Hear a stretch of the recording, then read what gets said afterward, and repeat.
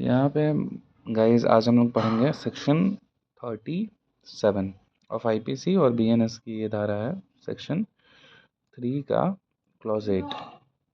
इसमें हम बताते हैं हम cooperation of doing one of several acts constituting an offence.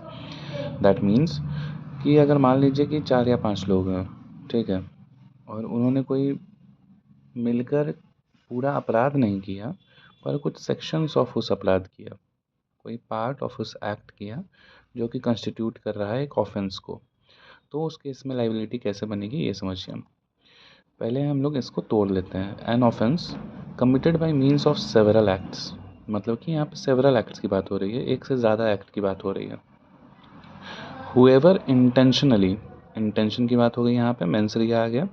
कोऑपरेट्स in commission of that offence, cooperate करता है उस ऑफेंस को करने में by doing any of those acts, ये जो सेवरल एक्ट्स थे इनमें से कोई सा भी एक्ट करके, तो वहाँ पे उसकी लाइबिलिटी क्या बनेगी, आइदर सिंगली और jointly with any other person commits the offence, उसकी लाइबिलिटी पूरे उस ऑफेंस की बनेगी, ना कि केवल जितना पार्ट उसने परफॉर्म किया है।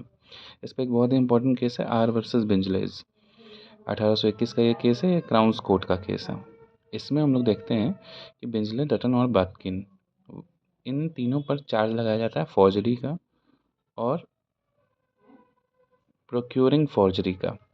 बिंजले एंड डटन, इन्होंने तो एग्री किया था manufacturing of forged bank notes बनाने का, और बिंजले एंड डटन पेपर खरीदते हैं, आगे देखते हैं, पेपर खरीदते हैं और कहाँ ले जाते हैं, बातकिन के पास, अ प्रिंटर, जो कि केवल एक प्रिंटर है, to impress a blank template on to paper. इन्होंने क्या किया, एक टेम्पलेट बनवा लिया नोट का और उस पर उसको प्रिंट कराया, किसके पास से, बातकिन के पास से। The blank notes were taken back to Bingley and Dutton's home, Bingley और दतन उसको अपने घर पे ले गए। देयर बिंजले ने क्या किया, फिर उसमें डेट और नोट पे नंबर लिखे, एंड दतन एडेड सिग्नेचर, और दतन ने सिग्नेचर कर दिया। अब क्या था इसमें, कंप्लीटिंग फॉर्जरी, इसमें क्या था, फॉर्जरी अब कंप्लीट हुई आफ्टर सिग्नेचर ऑफ डटन। उसके बाद Batkin was not present when sign was added, Batkin जबकि प्रेजेंट नहीं था जब वो साइन हुआ और फॉर्जरी कंप्लीट हुई।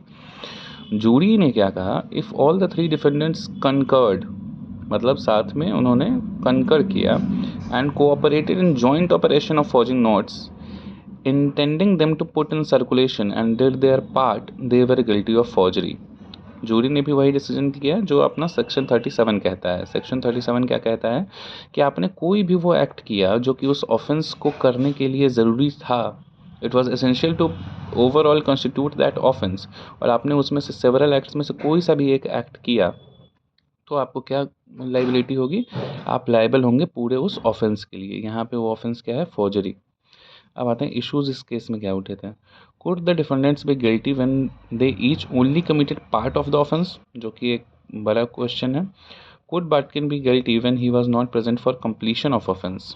इस पे ये कोर्ट अपील में गया था, और कहाँ गया था, क्राउन के कोर्ट में।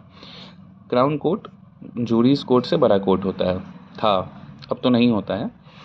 The crown court upheld the conviction, किस आधार पर, a group of people can jointly commit an offence where each of them commits some part of it as a part of a common design, there is no need for any defendant to be present for offence's completion. अब यहाँ पे confusion ये create होता है कि हम लोग इसको सेक्शन 34 के साथ जोड़ने लगते हैं। We related to section 34, sorry, लेकिन सेक्शन 34 क्या कहता है, सेक्शन 34 में है कि कॉमन इंटेंशन होना चाहिए। It talks about common intention, common intention.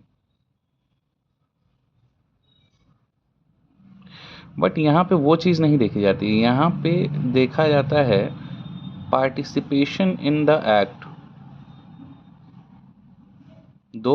दोनों में लाइबिलिटी सिमिलर तरह की होती है, लेकिन यहाँ पे जो चीज़ एट कोर है, पार्टिसिपेशन ऑफ द अक्यूज्ड